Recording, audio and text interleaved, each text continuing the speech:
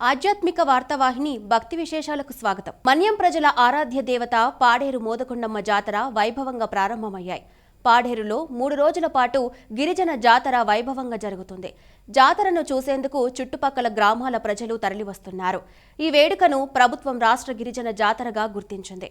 ఇందుకోసం ₹1 కోటి కేటాయించింది. Collector Nishanthi, joint collector Sripuja ఆధ్వర్యంలో ఉత్సవ కమిటీ అధ్యక్షురాలు గిడ్డి ఈశ్వరి వేడుకలను ప్రారంభించి ప్రత్యేక పూజలు చేశారు. తమ ఇలవేల్పును దర్శించుకోవడానికి భక్తులు బారులు తీరారు. 3 రోజుల జాతరలో భాగంగా వేకువజామున శతకంపట్టు వద్ద ఉత్సవ విగ్రహాన్ని ప్రతిష్ఠించారు. సాయంత్రం ఘటాలను పురవీధుల్లో ఊరేగింపు నిర్వహించారు. 3 రోజుల పాటు పూజా కైంకర్యాలు నిర్వహిస్తారు. వివిధ సాంస్కృతిక కార్యక్రమాలు నిర్వహిస్తారు. ఈ జాతరకు వందలాది మంది పోలీసులతో భద్రతను కట్టుదిట్టం చేశారు. ఆర్టీసీ ప్రత్యేక బస్సులను ఏర్పాటు చేసింది. ఆలయంలో ఏడాది మొత్తం విశేష పూజలు జరిగినా మే నెలలో జాతర నిర్వహించడం ఆనవాయితీగా వస్తోంది. మన్యం వాసుల ఆరాధ్య దైవం మోదకొండమ్మను దర్శించుకోవడానికి తెలుగు రాష్ట్రాల నుంచే కాకుండా ఛత్తీస్గఢ్, ఒడిశా రాష్ట్రాల నుంచి పెద్ద ఎత్తున భక్తులు తరలివస్తున్నారు.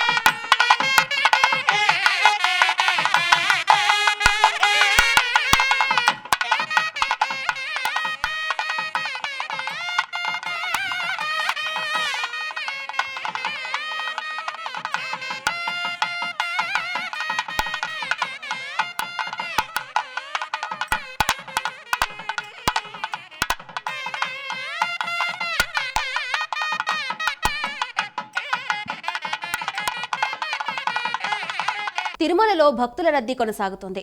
ఆదివారం వేసవి సెలవుల నేపథ్యంలో సప్తగిరులకు వివిధ ప్రాంతాల నుంచి బారులు తీరుతున్నారు. వైకుంఠం క్యూ కాంప్లెక్స్లోని అన్ని కంపార్ట్మెంట్లు భక్తులతో నిండిపోయి శిలాతోరణం వరకు బారులు తీరారు. భక్తుల రద్దీ కారణంగా శ్రీవారి సర్వదర్శనానికి 18 గంటలు, ప్రత్యేక ప్రవేశ దర్శనానికి 6 గంటల సమయం పట్టింది. ఈ నేపథ్యంలో టీటీడీ అధికారులు భక్తులకు అవసరమైన ఏర్పాట్లు చేశారు. తిరుమల శ్రీవారి ఆలయంలో ఈ ఏడాది ఆగస్టు 23 నుంచి 25వ తేదీ వరకు పవిత్రోత్సవాలు వైభవంగా జరగనున్నాయి. ఆగస్టు 22న అంకురార్పణతో ఉత్సవాలు ప్రారంభమవుతాయి. ఏడాది పొడవునా ఆలయంలో జరిగే అర్చనలు, ఉత్సవాల్లో భక్తులు, సిబ్బంది వల్ల తెలియక కొన్ని దోషాలు జరుగుతాయి. వాటి వల్ల ఆలయ పవిత్రతకు భంగం కలగకుండా ఆగమశాస్త్రం ప్రకారం పవిత్రోత్సవాలు నిర్వహిస్తారు. శ్రీ వెంకటేశ్వర స్వామి మూలమూర్తిని ఒకే టికెట్టుపై 3 రోజులు దర్శించుకునే అవకాశం భక్తులకు స్వామివారి పవిత్రోత్సవాల్లో లభిస్తుంది. ఈ సేవలో పాల్గొనదలిచిన భక్తులకు ఈ నెల 21న టీటీడీ ప్రత్యేకంగా టికెట్లను ఆన్లైన్లో జారీ చేస్తుంది. ఉదయం 10 గంటలకు ఆన్లైన్లో విడుదల చేసే ఈ టికెట్ను ఇద్దరికి కలిపి ₹5,000 చెల్లించి కొనుగోలు చేయవచ్చు. టికెట్లు పొందిన భక్తులు పవిత్రోత్సవాలు జరిగే 3 రోజులు స్నపన తిరుమాంజనంలో, చివరి రోజు పూర్ణాహుతిలో పాల్గొనవచ్చు. పవిత్రోత్సవాల్లో పాల్గొనే భక్తులు సాంప్రదాయ వస్త్రధారణతో ఉదయం 7 గంటలకు వైకుంఠం క్యూ కాంప్లెక్స్ 1 వద్దకు చేరుకొని ఏదైనా ఫోటో, గుర్తింపు కార్డును చూపాలి. యాదగిరిగుట్ట శ్రీ లక్ష్మీ నరసింహస్వామి వారి ఆలయానికి భక్తుల రద్దీ భారీగా పెరిగింది. ఆదివారం కావడంతో భక్తులు భారీగా తరలివచ్చారు. క్యూ లైన్లో భక్తులు బారులు తీరారు. ఉచిత ప్రవేశ దర్శనానికి దాదాపు 3 గంటలు, ప్రత్యేక ప్రవేశ దర్శనానికి దాదాపు గంటన్నర సమయం పట్టింది. ఆర్జిత సేవలు, నిత్య పూజల్లో పాల్గొని భక్తులు మొక్కులు చెల్లించుకున్నారు.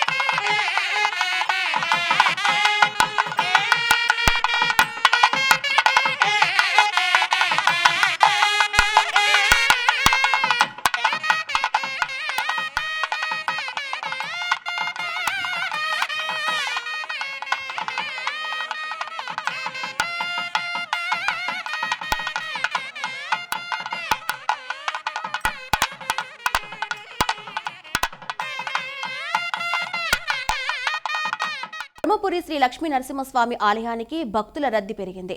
ఆదివారం కావడంతో వివిధ ప్రాంతాల నుంచి తరలివచ్చిన భక్తులు శ్రీ లక్ష్మీ నరసింహస్వామి వార్ల దర్శనానికి క్యూ లైన్లలో బారులు తీరారు. ఆలయ అర్చకులు స్వామివార్లకు ప్రత్యేక పూజలు చేసి దర్శన భాగ్యం కల్పించారు. దీంతో ఆలయ ప్రాంగణం నారసింహుని నామస్మరణతో మారుమ్రోగిపోయింది.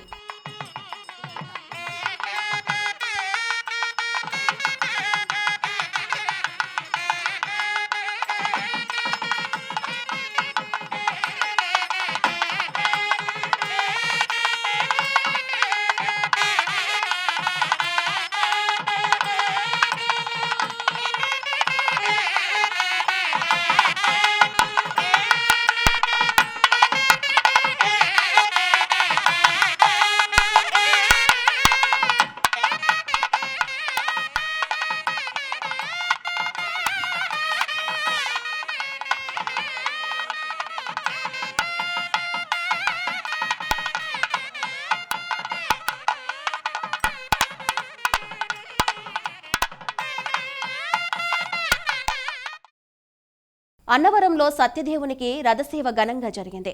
ఉదయం రథాన్ని తూర్పు రాజగోపురం ముందుకు తీసుకువచ్చారు. స్వామి అమ్మవార్ల ఉత్సవమూర్తులను రథంపై కొలువుదీర్చి పూజలు చేశారు.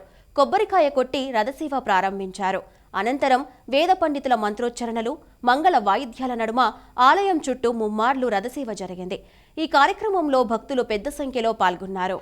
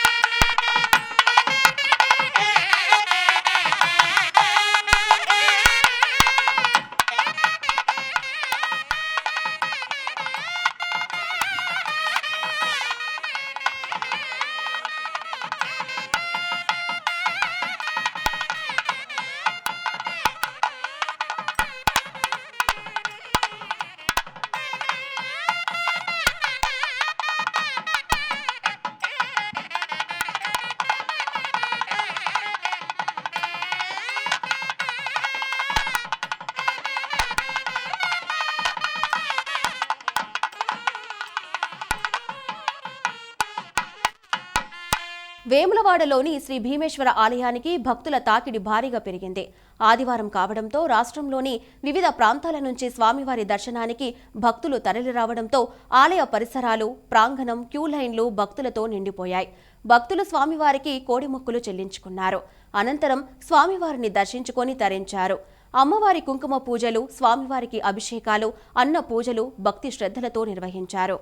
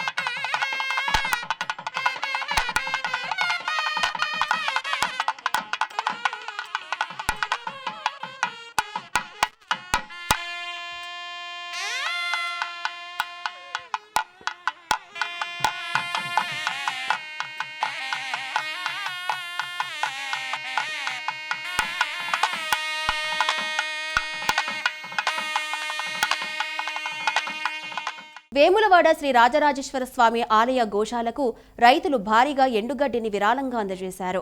పెద్దపల్లి జిల్లాలోని కనుకుల, మారుతినగర్, రామునిపల్లి, తోగ్గడ్రాయ్ ప్రాంతాలకు చెందిన భక్తులు 65 ట్రాక్టర్ల ఎండుగడ్డిని గోశాలకు అందజేశారు. గత 5 ఏళ్లుగా రైతులు గోశాలకు నిరంతరంగా ఎండుగడ్డిని అందజేస్తున్నారు. ఎండుగడ్డిని అందజేసిన రైతులకు స్వామివారి దర్శనం కల్పించి స్వామివారి ప్రసాదాన్ని అందజేశారు. ఈ సందర్భంగా ఈవో ఎల్ రమాదేవి మాట్లాడుతూ గోసేవలో పాల్గొన్న భక్తులందరికీ ప్రత్యేక కృతజ్ఞతలు తెలిపారు. కోడల కొరకు ఈ కట్టలు తరలించడం జరుగుతుంది. ఫస్ట్ కొద్దిలా మొదలు పెట్టినాము, కాస్త ఇప్పుడు పేరేసారి 40 తెచ్చినాం. ఈరోజు 60 బండ్లు తీసుకొచ్చినాం. అలాగే కనుకుల, రావునపల్లె, మారుతి నగర్ మొత్తం కంప్లీట్గా ఈసారి 67 బండ్లు తీసుకురావడం జరిగింది. శ్రీశైలం క్షేత్ర పాలకుడైన శ్రీ బయలు వీరభద్రస్వామి వారికి విశేష పూజలు జరిగింది. భక్తుల సౌకర్యార్థం ఈ పూజలో పాల్గొనే అవకాశం కల్పించడంతో పరోక్ష సేవగా ఈ అర్చనను ఆన్లైన్ల ద్వారా 28 మంది భక్తులు పాల్గొన్నారు. తెలుగు రాష్ట్రాలతో పాటు వివిధ రాష్ట్రాలకు చెందిన భక్తులు పూజలో పాల్గొన్నారు. ముందుగా మహాగణపతి పూజ, వీరభద్రస్వామికి పంచామృతాలు, బిల్వోదకం, కుంకుమ మోదకం, హరిద్రోదకం, గంగోదకం అభిషేకం నిర్వహించారు.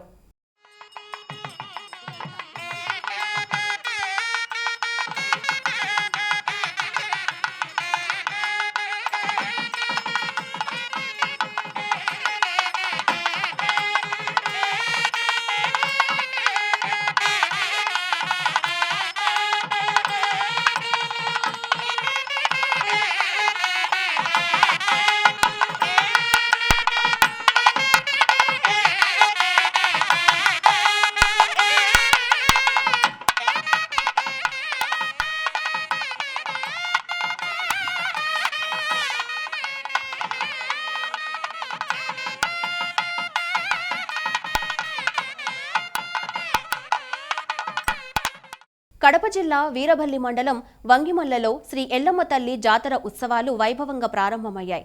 ఉత్సవాలలో భాగంగా తొలి రోజున అమ్మవారి ఉత్సవ విగ్రహానికి గ్రామోత్సవం నిర్వహించారు. ఉప్పెరపల్లె నుంచి ప్రారంభమైన అమ్మవారి గ్రామోత్సవం వంగిమల్ల, దిగువరాచపల్లి గ్రామాలలో కొనసాగింది. డప్పు వాయిద్యాలు, బాణాసంచా పేలుళ్ల మధ్య కోలాహలంగా అమ్మవారి గ్రామోత్సవం జరిగింది. గ్రామస్తులు అమ్మవారిని దర్శించుకొని కొబ్బరికాయలు కొట్టి పూజలు చేశారు. ఆదివారం నుంచి 4 రోజుల పాటు ఉత్సవాలు జరగనున్నాయి.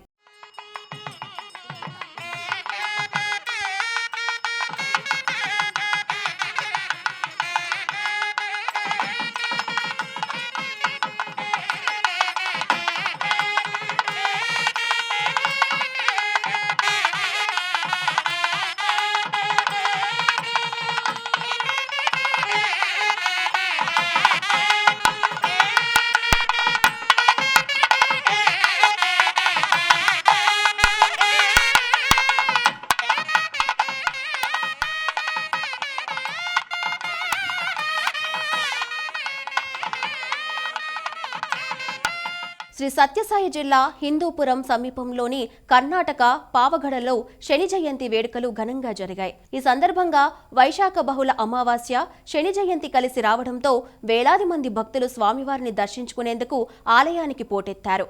ఆలయంలో 3 రోజులుగా ఉత్సవాలు కొనసాగుతున్నాయి. స్వామివారు బంగారు ఆభరణాలు, బంగారు కవచాలతో భక్తులకు దర్శనమిచ్చారు.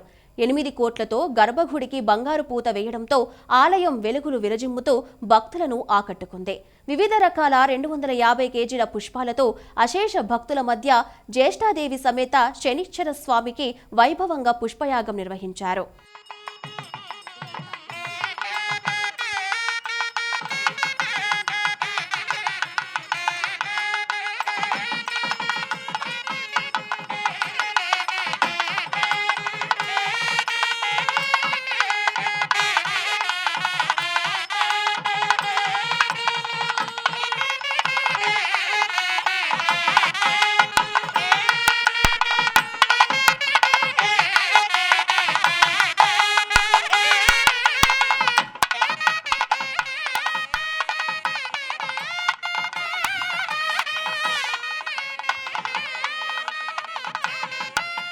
ములుగు జిల్లా తాడ్వాయి మండలం మేడారం సమ్మక్క సారలమ్మను దర్శించుకునేందుకు ఆదివారం భక్తులు అధిక సంఖ్యలో తరలివచ్చారు.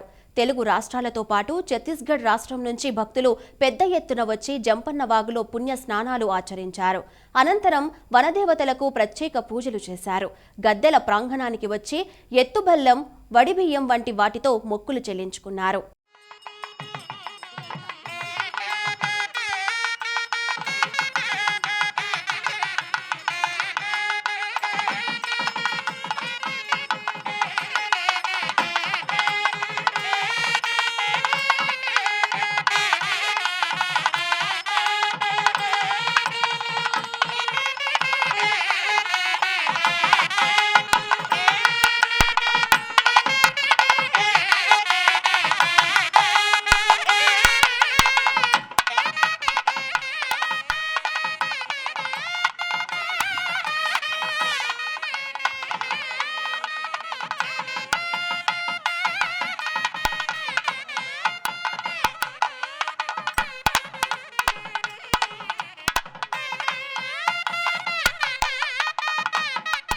కాళేశ్వరం పుష్కర శోభను సంతరించుకుంటుంది. మే 21 నుంచి జూన్ 1 వరకు త్రివేణి సంగమ తీరంలో జరగనున్న సరస్వతీ నది అంత్య పుష్కరాలకు ఏర్పాట్లు ముమ్మరంగా సాగుతున్నాయి. ఈ అంత్య పుష్కరాలను రాష్ట్ర ప్రభుత్వం అత్యంత ప్రతిష్టాత్మకంగా తీసుకుంది. భక్తులకు ఎలాంటి అసౌకర్యం కలగకుండా సుమారు 30 కోట్ల రూపాయల నిధులను మంజూరు చేసి యుద్ధ ప్రతిపాదకన పనులను నిర్వహిస్తోంది. పుష్కర ఘడియలు సమీపిస్తూ ఉండడంతో పనులు చకచకా కొనసాగుతున్నాయి. జయశంకర్ భూపాలపల్లి జిల్లా కాళేశ్వరం సరస్వతి అంత్య పుష్కరాలకు సిద్ధమవుతోంది.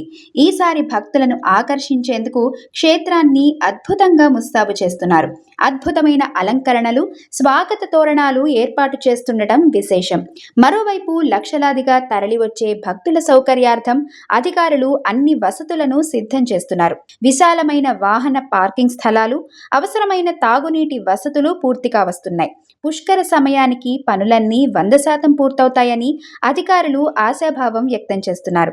మరికొద్ది రోజుల్లో త్రివేణి సంగమ క్షేత్రం భక్తుల జనసంద్రంతో ఆధ్యాత్మిక శోభ సంతరించుకోనుంది. త్రివేణి సంగమ తీరంలో గతేడాది మే నెలలో నిర్వహించిన సరస్వతీ నది ఆది పుష్కరాలకు మించి ఈసారి అంత్య పుష్కరాలకు భారీ ఎత్తున ఏర్పాట్లు చేపట్టారు. సరస్వతీ ఘాట్ వద్ద తోరణాలు, డిజైన్స్, నందులు, ఏనుగు, ఇతర బొమ్మలు అమర్చేందుకు ఏర్పాట్లు జరుగుతున్నాయి. రాత్రి పగలు అనే తేడా లేకుండా వందలాది మంది కార్మికులు పనిచేస్తున్నారు. ఈ నెల 20 వరకు పనులన్నీ పూర్తి చేసేలాగా అక్కడే తమకు కావాల్సిన డెకరేషన్ తయారు చేసి రంగులు వేస్తున్నారు. అబ్బురపరిచేలా సెట్టింగ్లు చేపడుతున్నారు. భక్తులు సేద తీరేందుకు డార్మిటరీ హాళ్లు, 40 ఆధునిక టెంట్ సిటీల నిర్మాణం జరుగుతోంది. పుష్కర ఘాట్ మెట్ల నుంచి తీర ప్రవాహం వరకు వెదురు తడకలతో చలువ పందిళ్లు వేయనున్నారు. భక్తులకు ఎండవేడిమి తగలకుండా కార్పెట్లు వేస్తూ పైభాగం నుంచి తుంపర్లు కింద పడేలా ఏర్పాట్లు చేస్తున్నారు. పుష్కర పుణ్యస్నానాలు చేసేందుకు ప్రముఖులకు ఒక దారి, సాధారణ భక్తులకు మరో దారిని ఏర్పాటు చేయనున్నారు. కాళేశ్వర క్షేత్రంలో పూర్వం నుంచి చెల్లాచెదురుగా పడి ఉన్న పురాతన విగ్రహాలు, స్తంభాలు, భిన్నమైన దేవతామూర్తులను ఒకే చోట చేర్చి పొందుపరిచే విధంగా 1.20 కోట్ల వ్యయంతో మ్యూజియం భవన నిర్మాణం చేపట్టగా తుది దశలో ఉంది.